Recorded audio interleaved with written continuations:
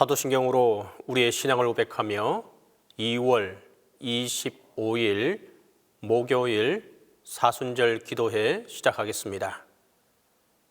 나는 전능하신 아버지 하나님, 천지의 창조주를 믿습니다. 나는 그의 유일하신 아들 우리 주 예수 그리스도를 믿습니다. 그는 성령으로 잉태되어 동정녀 마리아에게서 나시고 본디오 빌라도에게 고난을 받아 십자가에 못 박혀 죽으시고 장사된 지 사흘 만에 죽은 자 가운데서 다시 살아나셨으며 하늘에 오르시어 전능하신 아버지 하나님 우편에 앉아 계시다가 거기로부터 살아있는 자와 죽은 자를 심판하러 오십니다. 나는 성령을 믿으며 거룩한 공교회와 성도의 교제와 죄를 용서받는 것과 몸의 부활과 영생을 믿습니다.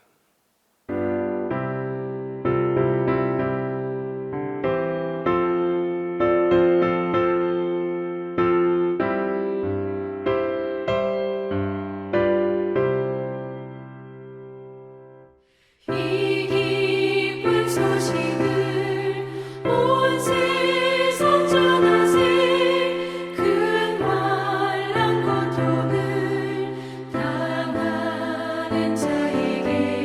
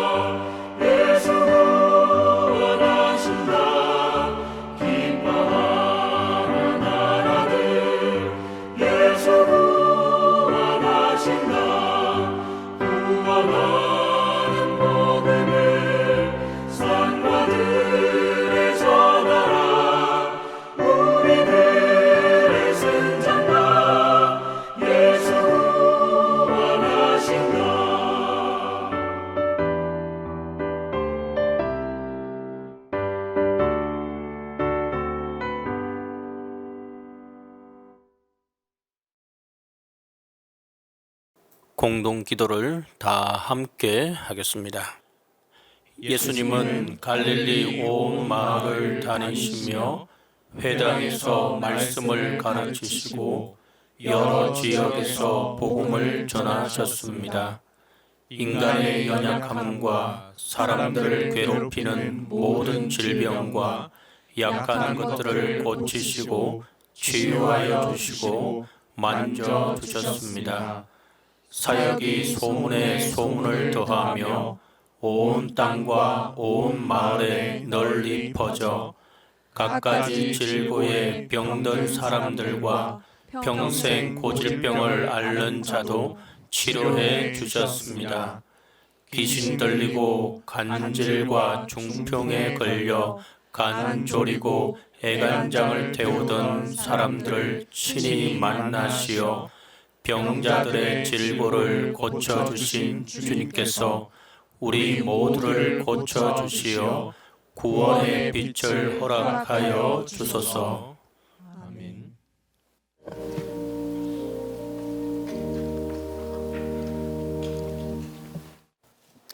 우리 인생으로부터 경배를 받으시기에 합당하신 아버지 하나님, 예수님의 십자가를 묵상하는 사순절 기간에 저희들을 아버지 품으로 불러주셔서 하나님께 예배드리게 하시오니 감사합니다. 우리의 일상생활이 늘 주님과 함께하는 생활이 되어야 하겠지만 특별히 마음을 집중하여 묵상과 참회의 마음을 주님께 드리는 2021년도 사순절 절기 기간이 되게 하여 주옵소서. 이런 경건한 절기를 교회를 통하여 저희들에게 주신 하나님께 다시금 감사를 드립니다. 은혜로우신 아버지 하나님, 금년 사순절은 설정된 표처럼 하나님과 화목하는 절기가 되어서 교회가 화목의 꽃을 피우게 하여 주옵소서. 서로 이해하며 관용의 미덕을 실천하는 절기가 되어서 이 어려운 시기에 교회가 사랑의 온실로서 꽃빛을 발할 수 있도록 은혜를 내려 주옵소서. 능력이 많으신 아버지 하나님, 오늘날 세계적으로 고통을 주고 있는 코로나 질병은 저희로 하여금 인간을 의지하지 말고 오직 하나님만 의지하도록 하기 위한 주님의 뜻이 있는 줄을 알고 저희가 이 시련 가운데서 하나님만 의지하는 올바른 신앙생활을 배우고 깨닫게 하옵소서. 그리하면 반드시 하나님께서 저희들을 선한 길로 인도하여 주실 줄 믿습니다. 의로우신 아버지 하나님, 우리 대한민국을 구원하여 주옵소서. 이 나라 백성이 악을 버리고 선한 길로 갈 수 있도록 도와주시옵소서. 하나님만이 이 일을 하실 수 있나이다. 특별히 영적인 지도자로 세운 모든 교육자들과 함께 하셔서 교회를 잘 돌보게 하옵소서. 주의 백성들은 다 어린 양처럼 너무 연약합니다. 우리 동신교회 담임 목사님에게 탁월한 분별력을 더하여 주셔서 이 어려운 시기에 주님의 백성들이 한 사람도 낙오되는 일이 없도록 함께하여 주시옵소서. 오늘 주시는 하나님 말씀이 우리 영혼의 온전한 양식이 되기를 원하오며 예수님 이름으로 기도드립니다. 아멘.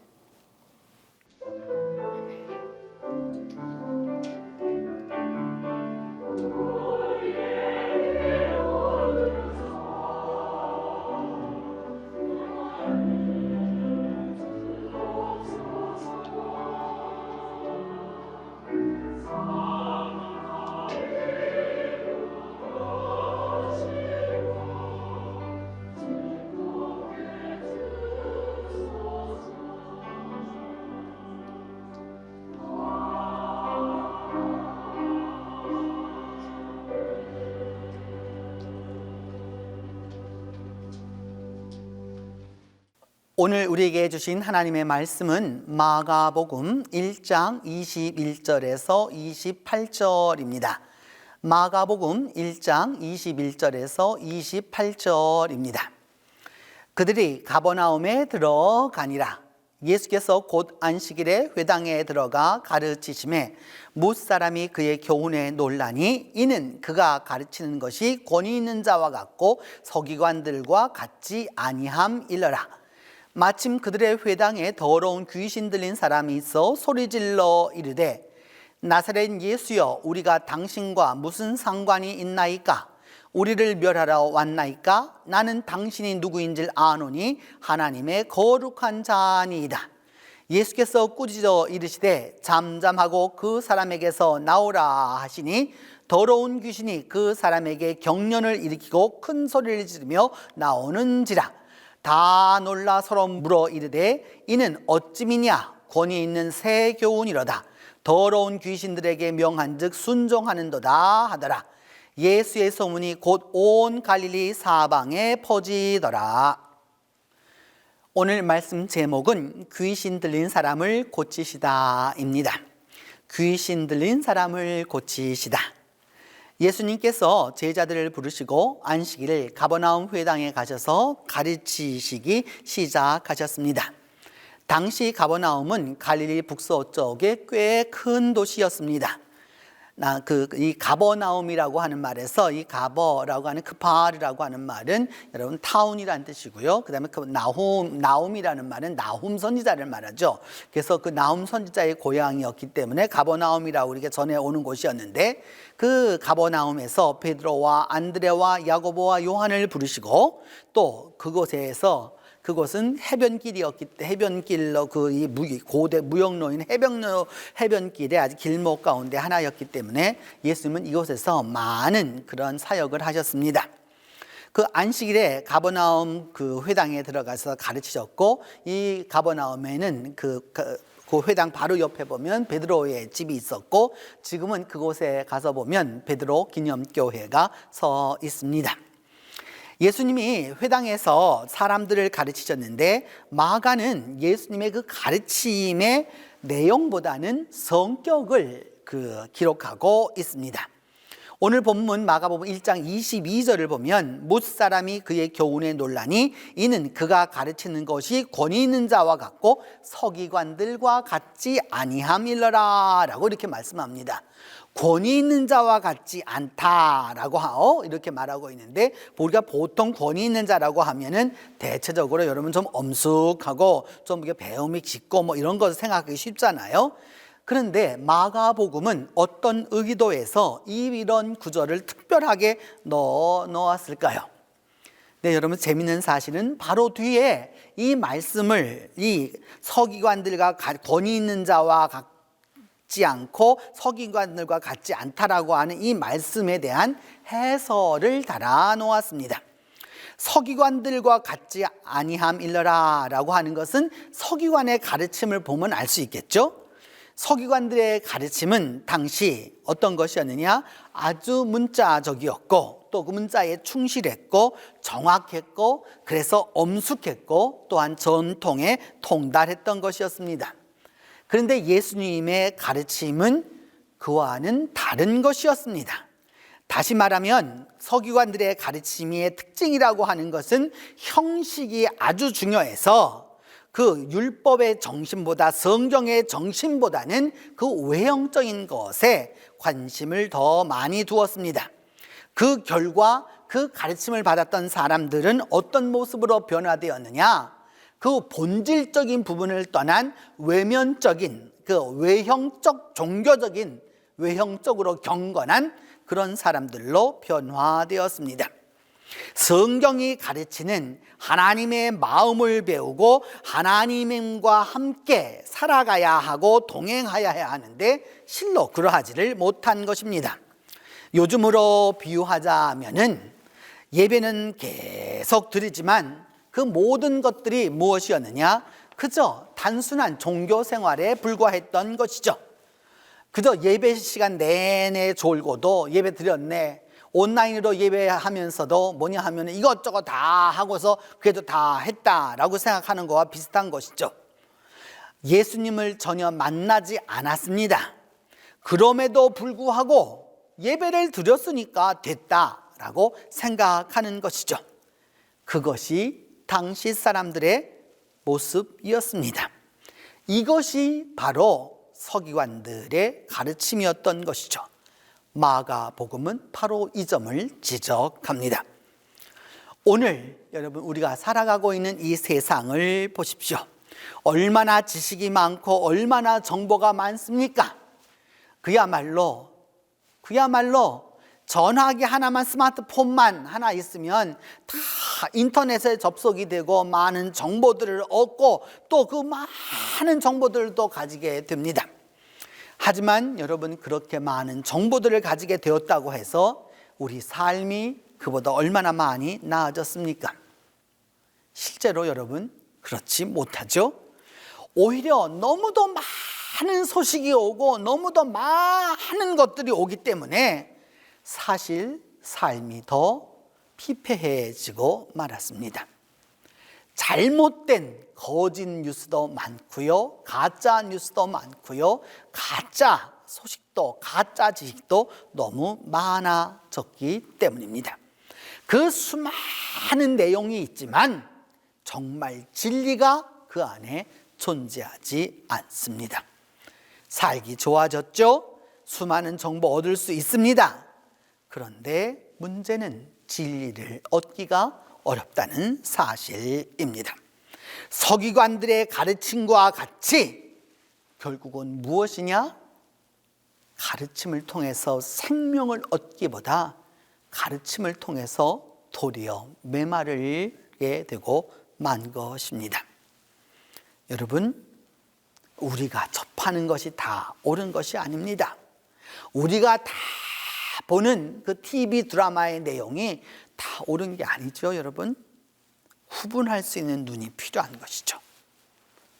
예수님이 이렇게 회당에서 가르치고 계셨을 때 귀신 들린 자가 그 회당에 있어서 설교 중간에 소리를 이렇게 내질렀습니다. 나사렛 예수여, 우리와 당신이 무슨 상관이 있습니까? 뭐 때문에 여기 오셨습니까? 우리를 멸하러 오셨습니까?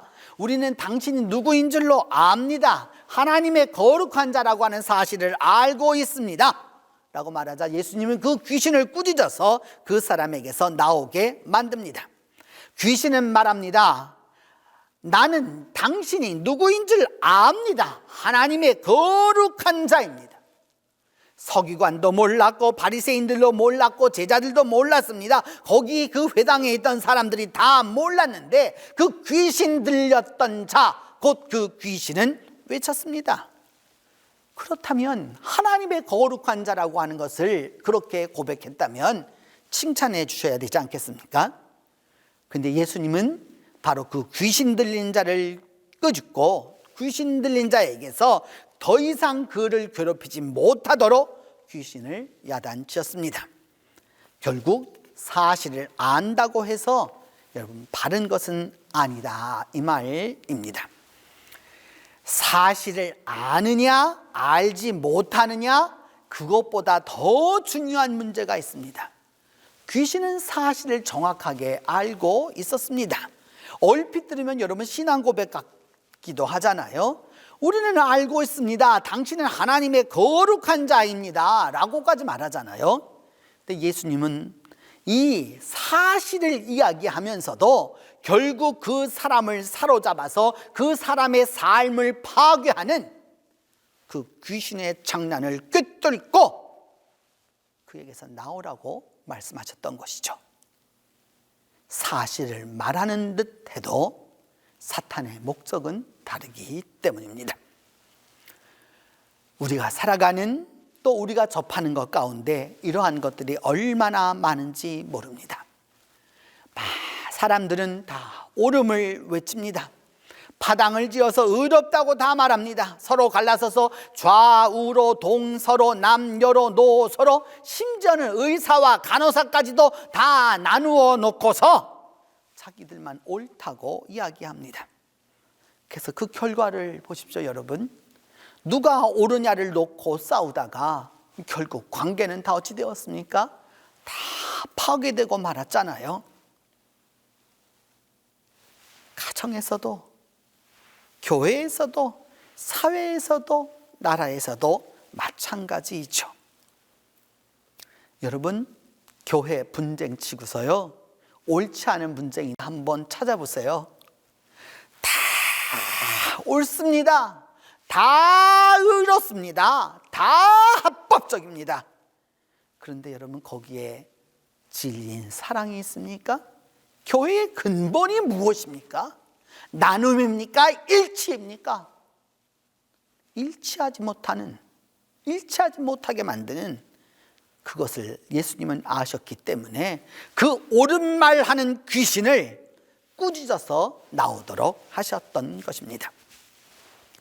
오늘 우리가 살아가고 있는 이 세상에 과연 진정한 그 진리가 있는지, 그 진정한 진리, 예수 그리스도가 왜 이 땅에 오셨는지를 아는 그 일이 필요합니다. 예수님은 우리에게 진리를 전해주시기 위해서, 생명의 길을 전해주시기 위해서, 화목의 길로 인도하시기 위해서 이 땅에 오셨습니다. 그 예수님의 가르침이 우리를 살립니다. 개인을 살리고, 가정을 살리고, 교회를 살리고, 사회를 살리고, 국가와 세상을 살려 나가는 것입니다. 왜냐하면 하나님과의 모든 관계를 회복시키고 우리의 잘못됨을 돌이켜서 진정 예수 그리스도의 진리 안으로 인도하시기 때문입니다. 여러분, 진리 안에 거하고 싶으십니까? 진리 안에 행복을 원하십니까? 그렇다면 예수님께 나와 예수님과 상의하십시오. 무엇이 옳은지는 예수 그리스도에게 물어야 합니다. 우리는 예수님 앞에 나와서 가르침을 받아야 하는 것이죠. 그리고 주님, 저의 지식이 너무도 짧았고 지금도 짧습니다. 제가 판단하기가 어렵습니다. 주님, 저를 인도해 주시옵소서 라고 기도해야 하는 것입니다. 저는 한 사람의 그리스도인이고 또 한 교회를 목회하는 목사로 사람을 많이 대하게 되는데, 사람은 참 어리석다라는 생각을 많이 하곤 합니다. 저 스스로도 참 어리석을 때가 많고요, 또 어리석은 행동을 해서 후회를 할 때가 종종 있기 때문입니다. 좀채 철이 들지를 않아요. 이제 이 나이가 되었으면 경상도 말로 하면 식은이 들만도 하건만은 아직도 그렇지 못합니다. 인간적으로는 그러한 것이지만 여러분, 믿음의 눈으로 보면 이러한 여러 가지 그렇게 하나님 앞에 바로 서지 못하고 어리석은 그러한 것들이 그 어리석은 것으로 끝나는 것이 아니라 주님의 손길이 거기에 함께하고 있다는 사실입니다. 주님은 우리와 화목하시기 위해서, 우리의 죄를 사유하시기 위해서, 우리에게 축복하시기 위해서, 우리의 그 인격을 다듬으시기 위해서 잠시 동안 환난을 주시는 것이죠. 다만 그것을 우리가 이해하지 못하고 있을 뿐입니다. 아주 옛날 어렸을 적에 다리에 종기가 난 적이 있었습니다. 어느 날 어머니가 이렇게 가까이 오라고 하시더니 종기를 보시고는 노랗게 그 곪은 그 종기가 있는 제 다리를 딱 붙들고 아파서 죽는다고 저는 소리치는데 놔주지 아니하고 그 피가 확 나오도록 그 종기를 짜셨습니다. 우리 엄마가 맞는가라는 생각이 들 정도로 강하게 짜주셨죠. 근데 여러분, 어머니라면 종기가 골마 터지게 생겼는데 이제 그 종기가 조금 더 지나가면 근이 생겨서 뼛속까지 파고 들어갈 상황인데 그 종기를 가만히 볼 어머니가 어디에 있겠습니까? 주님도 마찬가지입니다. 주님의 마음을 알지 못해서 때때로 주님을 이해하지 못해서 함부로 행동하거나 낙심해서는 안 됩니다. 주님을 올바로 이해하고 올바로 받아들여야 하는 것이죠. 주님이 우리의 구원자이시기 때문입니다. 여러분, 예수님은 우리를 고쳐주시기 위해 이 땅에 오셨습니다. 그리고 날마다 나를 찾아오셔서 치유로 인도하시고 회복으로 인도하십니다. 이제 우리는 날마다 예수 그리스도의 가르침을 받아야 하고 예수 그리스도의 그 인도하심을 받아야 합니다. 예수께서 바로 이 권위 있는 가르침으로 오늘도 우리 모두를 인도해 주실 것입니다. 기도하겠습니다. 첫 번째는 주님, 우리 모두에게 십자가의 자비를 베풀어 주시옵소서. 십자가의 긍휼과 자비를 통하여서 우리 모두와 함께해 주시옵소서. 두 번째는 주님, 우리 십자가의 말씀으로 우리 영혼을 치유해 주시옵소서. 세 번째는 예수 그리스도를 본받아 하나님과 화목하게 해 주소라는 이 세 가지 제목을 가지고 함께 기도합니다. 자비로우신 주님, 오늘도 우리 모두를 십자가로 인도하여 주시고 그 십자가의 자비와 긍휼로 함께하여 주시옵소서. 주님, 우리의 영혼은, 우리의 육신은 죄로 물들어서 주님의 자비가 아니고서는 치유받을 수도 없고 회복될 수도 없사오니 십자가의 자비를 통하여서 우리 모두가 다시 한번 회복되도록 하나님이 은혜를 더하여 주시옵소서. 주님, 그 십자가의 말씀으로, 예수 그리스도의 십자가의 말씀으로 우리의 영혼을 고쳐 주시옵소서. 그리하여서 참된 진리가 우리 가운데 거하도록 하나님이 도와주시옵소서. 주님, 진정으로 예수 그리스도를 본받아 우리 모두가 하나님과 화목하는 은혜가 있도록 주님, 우리 모두를 도와주시옵소서.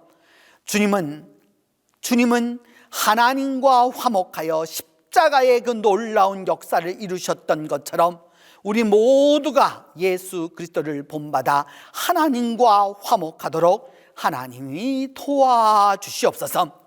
오늘 하루를 살아가는 동안에 주님 은혜를 베풀어 주시고 역사하여 주시고 함께하여 주셔서 주님의 말씀을 통하여서 주님의 그 새로운 교훈을 가지고 행복하게 성공적으로 살아가도록 하나님이 인도하여 주시옵소서.